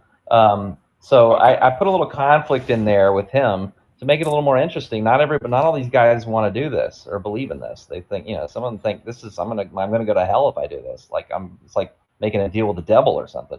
So you know, because you got to think this is the 1750s. These are a lot of these are very devoutly religious people in the 1750s. So Right. there would be guys that would protest this and be like, this is not right.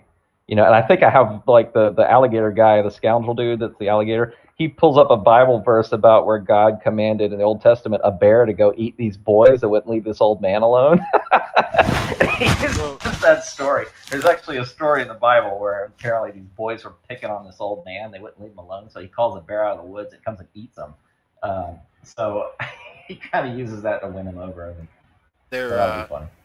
There's actually a callback to that particular like piety trope in 1408, where the character who is carrying around the thunder staff of Thor Yes. refuses to use it because when he turns into Thor, he realizes that he's turning into a god that's not his god. Right, a pagan deity. Right, Yeah. exactly. Yeah, I mean, it makes sense. I mean, you got to create characters that have beliefs and things that make it interesting. You can't just make everybody like, yeah, let's do this. You know, there's got to be some conflict. So, and of course, the dude that plays the Jaguar or that becomes the Jaguar, he's a Frenchman. He hardly speaks any English. So he's friends with the guy.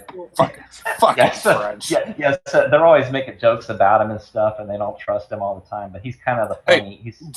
Do you know how to say homosexual in French? Or is this a rhetorical question or an actual question? Are you actually asking that? My answer would be no. You've been on the show for an hour and a half now. Do you really think that's a real question? I thought maybe you were trying to show me how smart you were. No. That's never what he's Okay, doing. how do you say it in French? I'm not allowed to say it on YouTube because we'll be eaten. Okay. One of the things, in my opinion, that evidences like a good comic, right, is how much I want to know about the world outside of the immediate story, right? And one of the things that strikes me about War Party is this shamanist can't be the only person who's found this, right? God, who's molesting their microphone? Correct. It was me. Sorry, it fell off my Okay. shirt.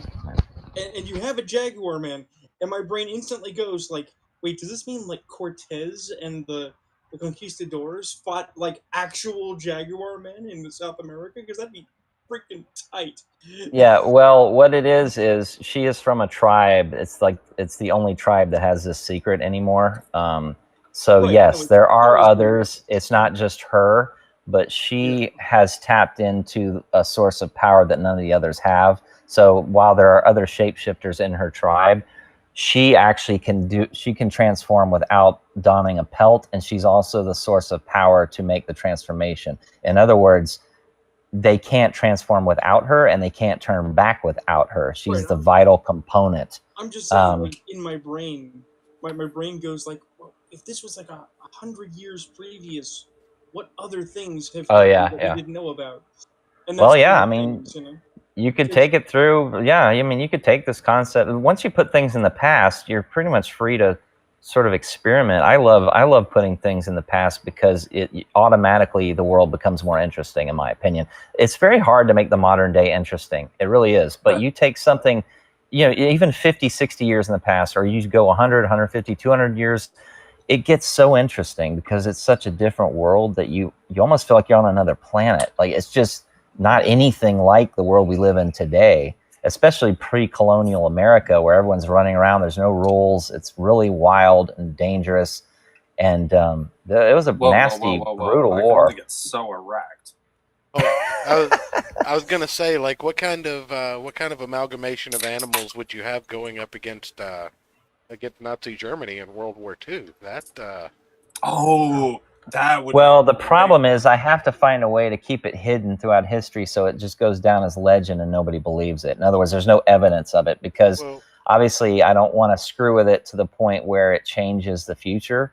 Otherwise, we wouldn't be living in the world we're living in today. So you kind of have an out. You kind of have an out in that, though, because in World War II there was already kind of like a mythical legend of the American super soldier Kilroy.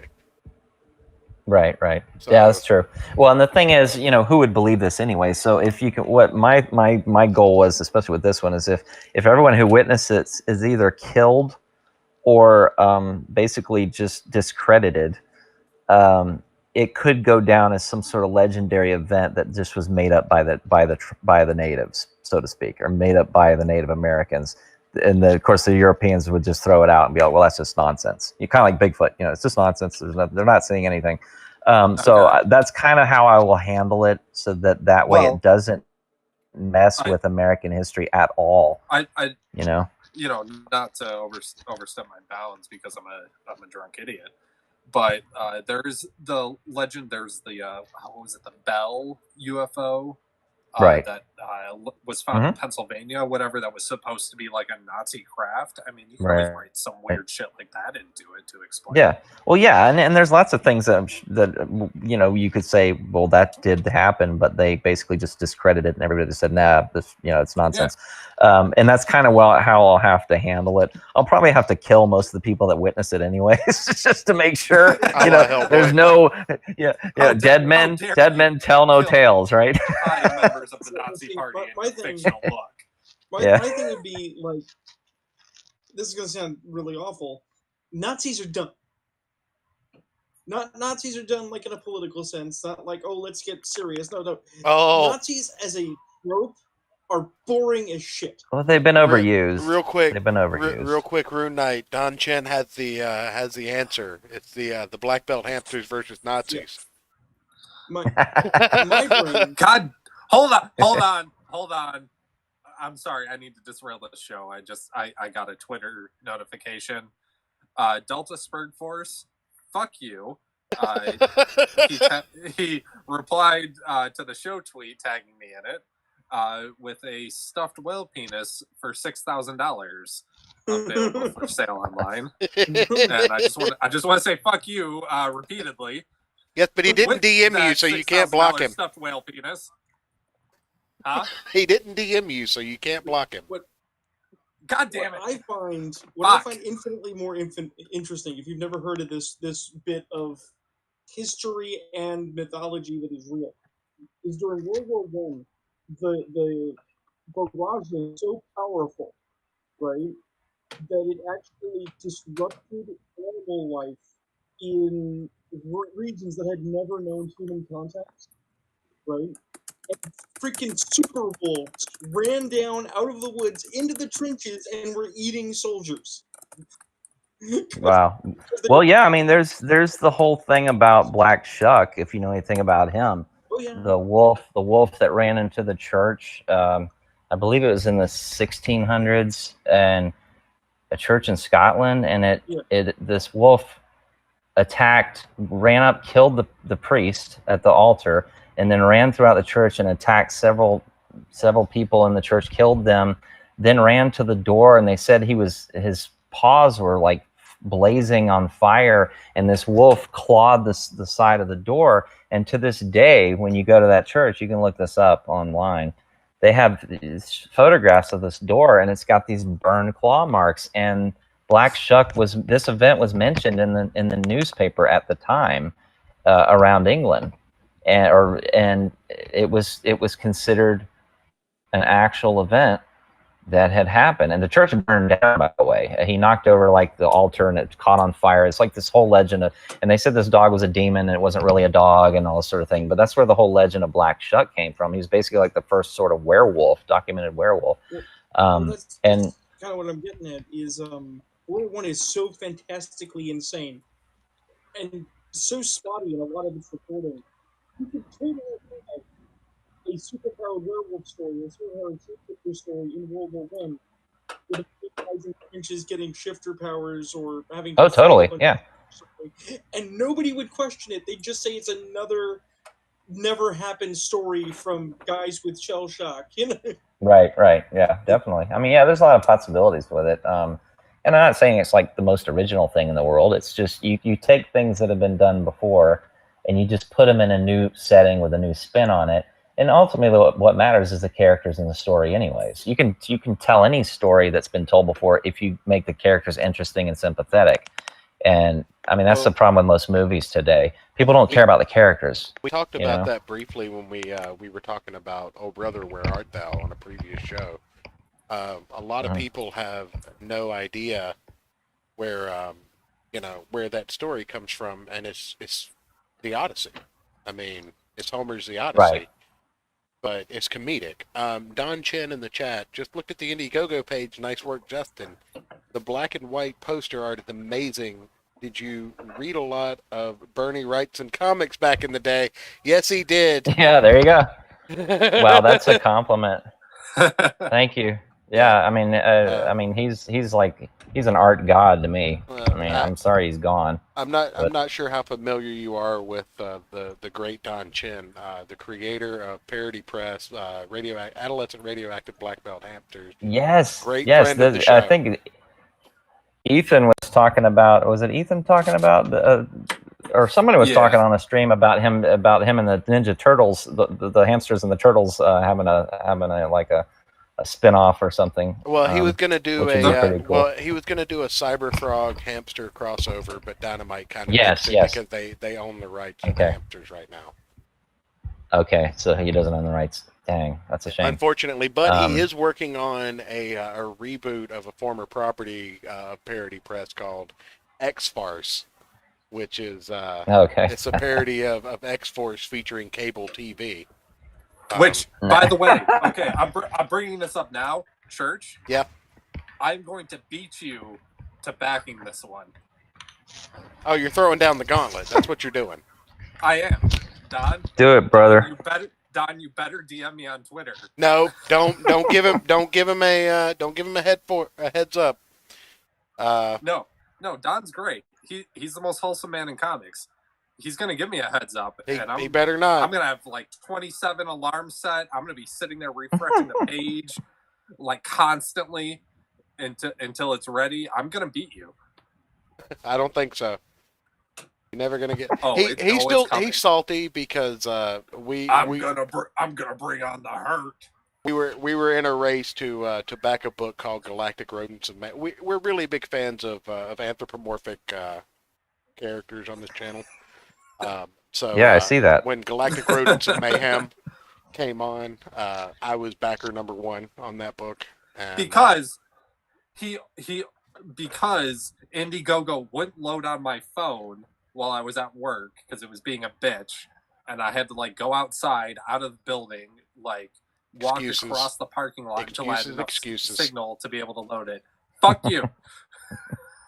I'm gonna beat you on this one. You're not gonna do it. It's not gonna happen. I'm gonna do it. Not happen. So you mentioned something interesting about the whole dynamite thing, and Ethan. Yeah. I don't know how much longer the industry is going to be able to sort of strong arm that type of stuff anymore, because I feel like that's had its day, and it's kind of coming to a close. I mean, as far you as know? owning the property, they get final say on what can and can't be done. I'm not Right? No, I'm not really- talking about that. I'm talking about the controversial aspect of who works with who, and you better not work with this person, and don't do this and don't do that. I think those days are coming to an end, because I don't think, honestly, publishers really have that much power anymore. And the sales, I can tell you, you're in the industry. I'm in the fandom. I've worked for comic shops. I've seen the numbers. I mean, I was doing a little bit of research earlier because somebody was arguing with me that Scott Snyder's Batman wasn't as good as Tom King's, and that's just ostensibly wrong. But beyond that, Yeah. it's, during Tom King's run, we had a Batman issue that sold less than 90,000 copies. And if you remember, Batman used to be the crown jewel of comic sales. Like, that's what Right. all other 90,000 comic books would were have been- compared to. Oh yeah, 90,000 would have 90,000 been a failure in the 90s. Yeah, that would have gotten you Yeah. fired. Like, if you sold Yes. 90,000 copies, you were fired. Oh, yeah. Not just pulled off the book. You were gone from the company. Well, do you remember the story where? Sacked. Do you remember the story at Image? I think it was like '95, where they said, it's just so funny today. I would just have to laugh about it. They said Rob Liefeld walked into his office and he just slumped in his chair, and all his workers and everybody sitting around. Dan Fraga might have been there actually, but he looked up and he just had this terrified look on his face, and he goes, "We just had our first book fall below 300,000." And I'm Well, thinking, are you kidding me? Today, if you had a book sell 300,000, you'd be bouncing off the walls with joy. Like, Well- that would just be a massive hit. Well, here's You the know. thing. I've done the research, and Superman's pal Jimmy Olsen used to ship 1.5 million copies. Wow. Wow. Jimmy Olsen. Just let that Yeah. sink in. Well, I mean, Dude in a hey, bow I'll tie do carrying you a one camera better. around. I'll do you one better. Go back to the 1950s. That's where Romance comics. Yeah. Romance comics were selling in the millions. Yeah. EC comics, horror comics were selling in the millions. Yeah. These are I'm gonna niche write things I'm now. gonna write a trashy romance comic now. Well, the thing that You know- changed that was returnability, and that's where Ayrton warned you. I'm gonna go off on a little and bit Frederick Wortham. Frederick Wortham. He killed that industry. Well, he really killed did, horror 'cause comics. Well, he killed, but here, I'll take it further. He put in the public mind that comics cannot be for adults. They have to be for children. And once he did that, adults stopped reading them. At least in America they did. Not in Japan and places like that. But I think they stopped reading them.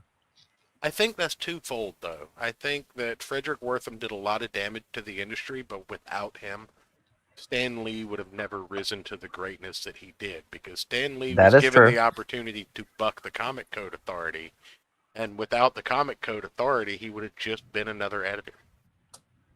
Correct, but my point is that Wortham, the reason why it's so hard to get adults in America today to read comic books, and especially women, I think goes all the way back to Wortham. Because like I said, who was buying those romance comics in the 50s? It wasn't Yeah. men. No, It was all young girls. It was Yeah. teenage girls and preteen girls reading comic books by the millions. Mhm. My mother would read Superboy. She loved Superboy. It was her favorite comic in the 1960s. Okay, or growing up, late 50s, early 60s. My mother, and she's not a comic person. She doesn't read comics today, Right. but she collected Superboy.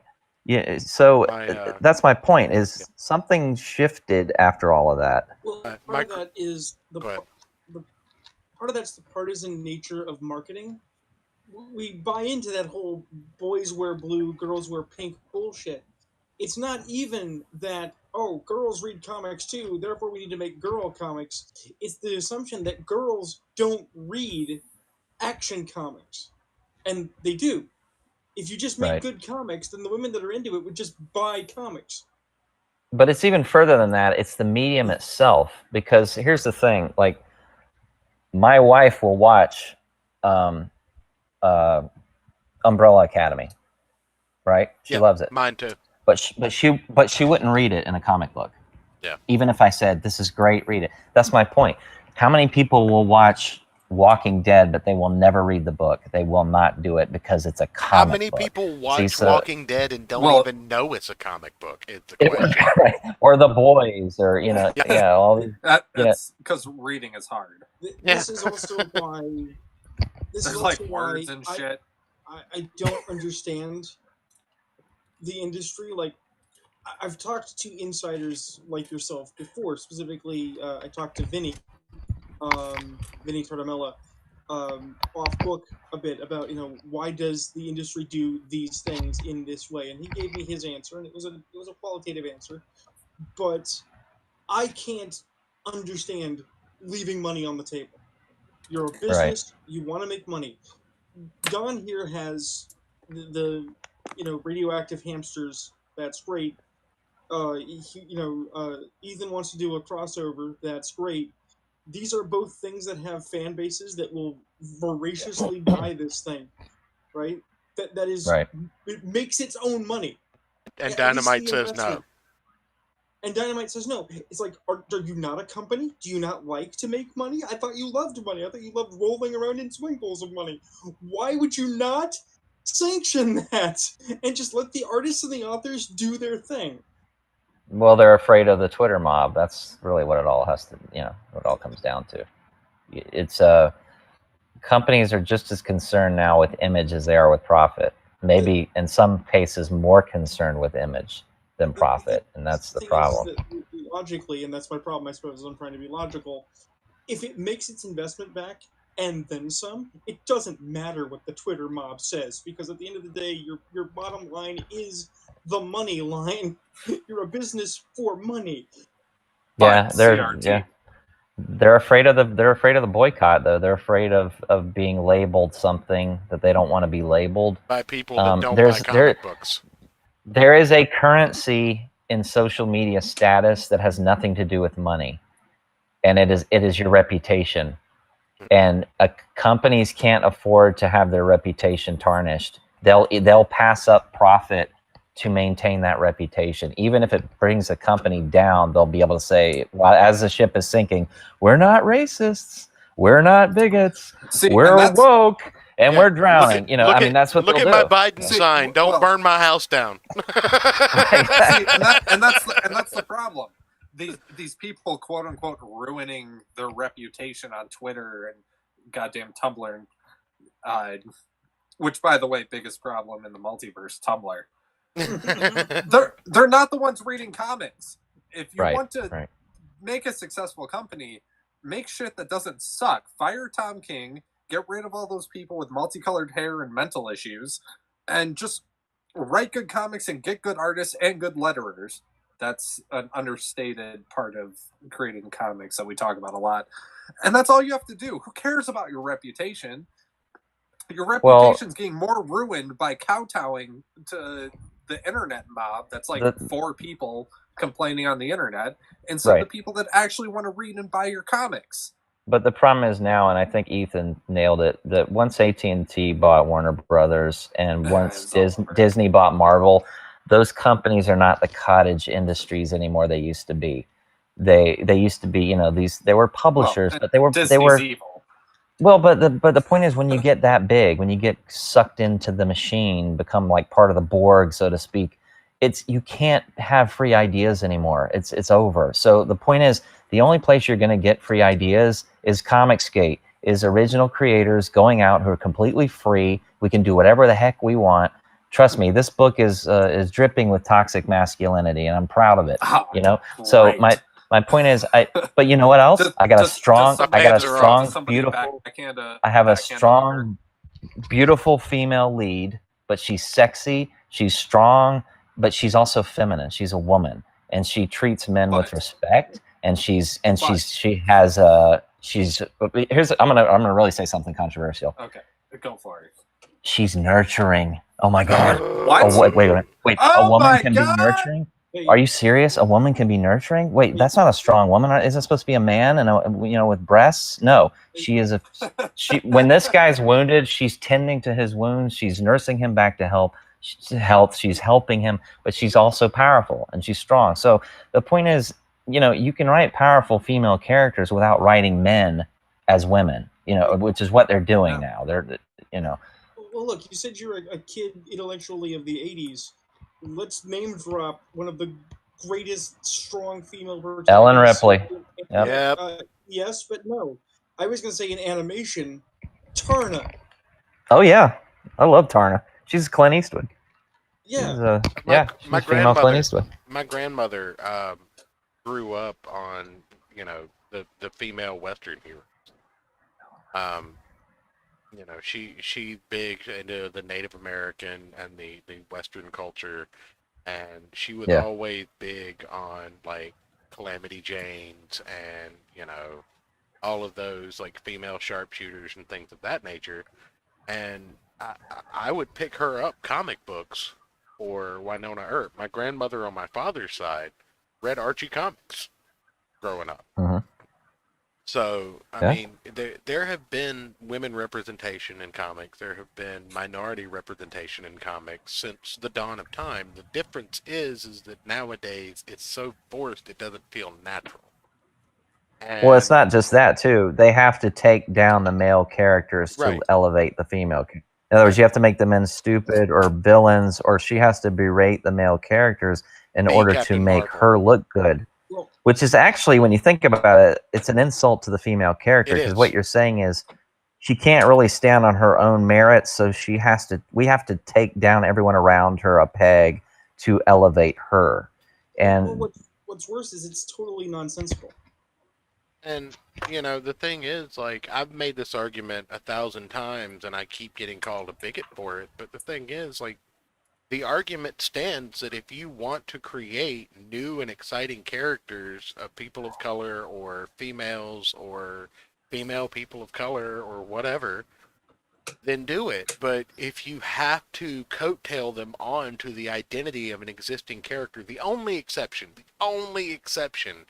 are groups like the Green Lantern Corps that have a rotating cast of characters, and it's a job. It's not a heraldic title. But if you give a disabled African American female the title of the Flash, midget. Don't forget midget. Well, no, this is actually a thing. The new Flash in, I know, DC. Okay. Midgets make me laugh. Okay. Just throw it in there. You're a bigot. Well, and that just shows you there's a lack of bigot for you. I hate you so much. One of the things, go ahead, Justin. Hold on, Rune Knight. Go ahead, Justin. Okay. No, I was just going to say what that is. That's a lack of faith in the characters they're creating. In other words, they're saying, look, we want to put a minority female in this role, but we know if we create an original character, it's going to fail. So we've got to take Thor, or we got to take Iron Man or whatever, and we got to take that name, that brand, and then just repackage it. And that way we know it'll succeed because it has Thor in front of it or Iron Man in front of it. But we're basically just taking the white male away and replacing it with a minority female. And so in its very inception, it's an insult, right? Because you're saying, I don't have enough faith that I can carry that a character that's a minority or a woman can carry this role without it being basically hitching a ride on a known property that's already popular, right? And that they do it all the time, and that's the whole reason Comicsgate exists, as far as I understand, is because people just got tired of it and said, "We're out of here." You know, we're going to go create our own characters, and some of them will be women, some of them will be men, some will be minorities, some won't. And you know what? It's not going to be about that. It's going to be about the story and the characters, and whatever they happen to be is whatever they happen to be, and we're just going to let the chips fall where they may. Well, You know? one of your elements that you mentioned that was really, really powerful is this idea of nurturing, of supporting other characters as a female character. Because one of the things that sent me right up the freaking wall in the last couple of years is I tried to watch the first few episodes of Gotham. Why? Because I make bad decisions, I admit it. My wife liked and- Gotham, so you know. Well, the thing is like, I'm cool with the idea that we're going to follow young Jim Gordon, because Jim Gordon was a established detective character originally. I like the idea that we're going to see the crime side of Gotham without a Batman, right? I can ignore the kind of, remember this, remember that kind of referencing, because at the very beginning they didn't do that so much, and that was fine. No, where I stopped cold and shut off the program, and it's like, I'm not watching this anymore, is Jim Gordon has himself a piece of dirt on a dirty cop, right? He's got a serious beef, and he's torn about it because he can do the right thing, drop the dime, but they'll know it's him at risk of himself, his life, his family, what have you. Or he can sit on it and favor the blue line, not be a rat. And this is an excellent characterization. And he goes to his wife because he needs her advice, right? And she tears him a new one, picks up the phone, not later, right then in front of him, and anonymously drops the dime to the media about it. Yeah, I remember that episode, actually. Yeah. And you realize that you just killed him because he was the only other cop in that room, so they know who did it. You just killed yourself because they will find you. Right? Yeah. This is dumb. This is it is. No. Well, that's a good segue, Green Knight. So you mentioned toxic masculinity, and all I really want to know, do any of the characters backhand a hoe? Have you? Do you know what the Algonquins did? You ever heard running the gauntlet?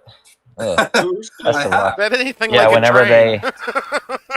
whenever they would bring in a prisoner, male or female, child or adult, into the camp, the first thing they had to do to initiate them is they had to run the gauntlet. They would line up the warriors, and then the person would have to run between these two lines, and they would just give them a once over. I'm beating them and knocking them down. I mean, and they do this to men and women. And once they did it, once you got through the gauntlet, you'd probably be bleeding and cut and bruised. They'd take you over to a medicine woman or somebody, and they'd put you in the tent, and they'd heal you for the next week or so, and then you were a member of the tribe. You were in the tribe. But not after they beat the crap out of you first. They still do that in gangs. Yeah, it's very similar to gang initiation. It is. It's very similar. But is it weird that I don't see an issue with this at all? We we are this in our society. We are rounding out to the last 10 minutes of the show, so we are. Mr. Murphy, the floor is yours. Go ahead and give us a final pitch on War Party. Anything you'd like to say, add, speak about that we haven't covered. Well, I mean, I believe in story first. The art's important, of course. It's a comic.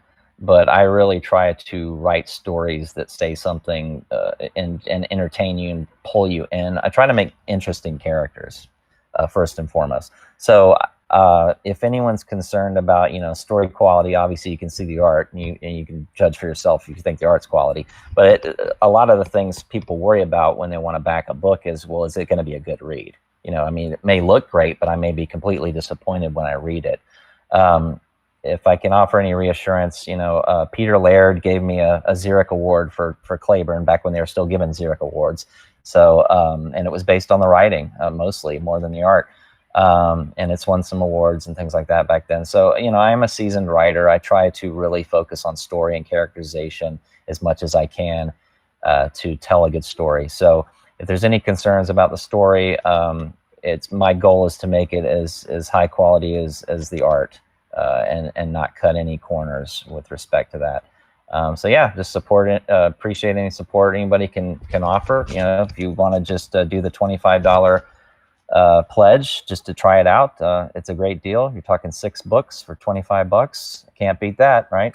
That's It's the 35 best after deal. shipping, right? It's the Yeah. best deal in all of Comicsgate. Go back the book. It is. I mean, I'll say that. It really is. I mean, other than maybe you could almost say it's an Ethan's been art upping the to game how with his good free this deal toys. is. Yeah. Ethan's upping the game with his free toys, so he might still have the best deal now, and you get a free Cyberfrog with your book. Nah, son. But but as far as quantity of read time, yeah, you're going to get the most read time with this thing for very little money. I mean, you're talking 140 pages. That's a substantial read for $25. So. Yeah. Or 35 if you want to count the Well, shipping. But yeah, just the breakdown. That's just barely over $5 a book, and that's less than cover price for most big name titles these days. yeah, I wanted to offer. I wanted to offer a price comparable to what you'd get in a store. I know most Comicsgate books are premium priced and they're more expensive than what you normally pay, and people will pay that. I understand it, and they probably would have paid more if I had charged more, but I didn't want to. It's that simple. I wanted to make it, the same price, and that's what I did. And it could be why I'm having trouble hitting 10,000, but I'll get there. You will, and I fully expect it. Anybody hearing the sound of my voice right now, go check out War Party. The link is down in the description below. Go follow Justin on Twitter. The link is down in the description below as well. Support him. Share the link, even if you don't have the money to support the book. Just keep an eye on this guy, because I mean, if this is the quality of what he's putting out, and obviously you've heard over the last 2 hours the man's passion for the art and the industry. I mean, this isn't some guy who's just like, I did some doodles and I'm selling it as a comic book. This is a studied, learned professor who is putting together a work of historical fiction that is just utterly phenomenal. Go back the project. And way too high class for this show. Absolutely. I don't know. I did bring up the furries, so I don't know how class. Yeah, but I'm pretty sure a good 20 minutes was dedicated to anthropomorphic peni. So Yeah. Well, I got thanks tweeted again, at. guys. I appreciate Hey, you having me on. always, sir. And, And again, if you want to make the circuit when you're coming to a close, if you want to run the circuit again and come back on, we'd be glad to have you. Just let us know. yeah, it'd be fun to talk. I enjoyed it. And thank you, Don Chen, for the kind remarks. Always. Appreciate it. Always, yes, sir. And again, thanks everybody for coming out. I think we'll wrap up a few minutes early, because I usually give our guest about 10 minutes to give their elevator pitch, but I think we've covered it well enough. I mean, you've got the art of someone who's inspired by the late great Bernie Wrightson. You've got the story of someone who's got something to tell. You've got the volume of something, 140 pages of just amazing storytelling, and you've got the money burning a hole in your account right around the Christmas season to go and buy that original art piece. So just do it. Just click on it right now. Click on it. Pull your credit card out. Do it. Do it. Hey, if War Party ends up on Netflix one day, that original art piece is going to be worth some money. That's right. Netflix or Damn Hulu. straight, son. Yeah, or Amazon for that matter. That's right. That's right. Could happen. Right Yeah, next to the could boys. happen. Right next to the boys. Season Or 18. Disney Plus. No, don't sell your soul to Disney, please. Sure. Yeah, don't do that. Don't gaze upon It could the end empire up of joy. on Free TV. But anyway, thank you guys for coming out. Thank you, Justin, for joining us and telling us about this amazing book. And like I said, guys, click the link. If nothing else, share it. Put it on your Facebook. Put it on your Twitters. Send it out via text message. Bother your people about it. Tell them you want it for Christmas. Print out flyers and tape it to lampposts in your town. That's right. That's right. You Buy Like a copy. like a garage band. Yeah. Right. Buy a copy to donate to your local library. Well, isn't that what Marvel's been doing for the past 10 years? Yeah, that's how they make their sales, was selling to libraries Yeah. and Libraries. Yeah. making deals with universities to make their books required reading. Yep. So Yep. So I guess Kamala Khan. Maybe I can license her and have her make it a guest appearance in this series. well, we've got about 3 minutes. Did you hear that the Marvel video game didn't even break Yes. No, it's ridiculous. Ethan's theory is that Sana Amanat just needed just wanted to get some royalty checks, so she pigeonholed her into the game since she created her. I Do mean, you probably. mean the Avengers game? Yeah. Yeah. Yeah. Yeah. Yeah, that. But Maybe if they had emphasized gameplay instead of monetization, they could have made their money back. Well, Yeah. I've seen that the Miles Morales video game is doing gangbusters right now, and based off the gameplay, Well, of Spider-Man is phenomenal. Yeah. Yes, because that I wonder if gameplay it's is 'cause so he's well a good done. character. Yes, but the Well, gameplay is so well done as well. I always wanted a Spider-Man Grand Theft Auto game, and when they gave it to me, I never knew I wanted it, but it's phenomenal. Yeah, I never knew that I just wanted to Apparently spend you 2 go to hours a convenience store and at a cat. and pet like a cat. Yeah, that'll sell 1 million copies by itself. It really will. But anyway, this has been the Gospel of Comics. Thanks everybody for coming out in the chat. It Don has. Chin, Hey, Julius, Lime's dad. Can I do it?